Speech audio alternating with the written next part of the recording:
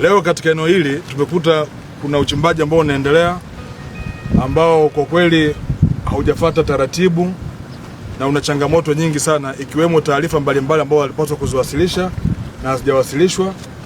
Lakini pia tumewakuta wageni kinyume na sheria inavyoelekeza katika leseni hii, na hivyo nimetoa maelekezo ya kwamba kuanzia leo nasimamisha shughuli za uchimbaji katika mto huu, na nimeelekeza pia ofisi ya RMO kuhakikisha kwamba wanasimamia shughuli zote zisimame hapa, sababu kwa mujibu wa sheria ya madini dhamana ya leseni ya madini ipo chini ya Wizara ya Madini.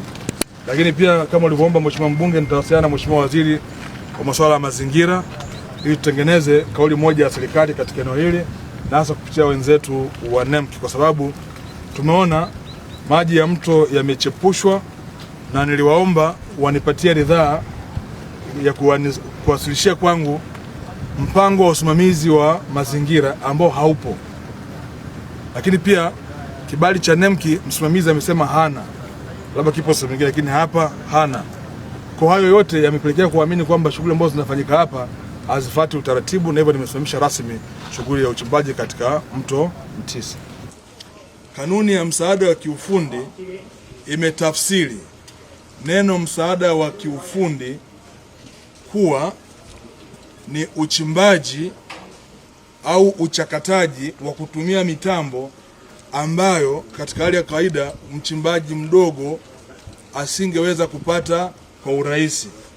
Ukiangalia katika eneo hili, baada ya kupita na kuangalia, mimi nimepita maeneo mengi, lakini hapa nataka nikiri kwa maana ya ile technical support, unaona kilichopo hapa kinafanana na msaada huo wa kiufundi. Mitambo niliyoiona hapa na kitu ambacho nakiona hapa kwenye hii shaft, na hii ndio nataka kuiona kote Tanzania yote. Haturuhusu mgeni kuingia kwenye leseni ndogo ya uchimbaji madini alafu akafanya kazi kama ambavyo Mtanzania anafanya. Wengine wanashika mpaka moko. Hii haiwezi kuwa technical support. Huu sasa kwa mujibu wa tafsiri, huu ni msaada wa kiufundi. Isipokuwa mna changamoto zenu chache ambazo nimesema mtaziwasilisha kwangu, hasa ule mpango wa utafiti ambao mmeuandika kwenye huu mkataba. Inawezekana leo hamna, nimewashtukiza au wataalamu wenu hapa hawapo, lakini mniletee mpango wa kufanya utafiti wa kuongeza mashapo ya uzalishaji ndani ya leseni hii. Lakini vinginevyo, kwa maana ya kama mitambo na kile ambacho nimekuta hapa, hichi kinafanana na msaada wa kiufundi. La pili, Watanzania mnaoingia katika msaada wa kiufundi,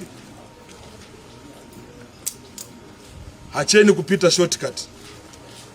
Tafuteni wataalamu wawasaidie. Kanuni tumeitoa sisi serikali, ipo pale inaeleza wajibu wa mwekezaji na wajibu wa mwenye leseni. Ninyi mnaona gharama kubwa sana kumtafuta wakili au mwanasheria wote awasaidie katika kuandika huo mkataba. Mnaona gharama kubwa sana, lakini matokeo yake ndo haya. Naongea na Bakari hapa, hajui haki zake za kwenye mkataba. Bakari huyu mwenye leseni hajui haki zake za kwenye mkataba, wala hata hajui mwekezaji anatakiwa afanye nini. Mimi ndo namfumbua macho hapa kwamba kwa mujibu wa mkataba huu wa kiufundi uliosainiwa, mwekezaji anapaswa kuongeza maeneo mengine ya kufanya utafiti ambayo atatuletea tu plani yake ya namna ya kufanya.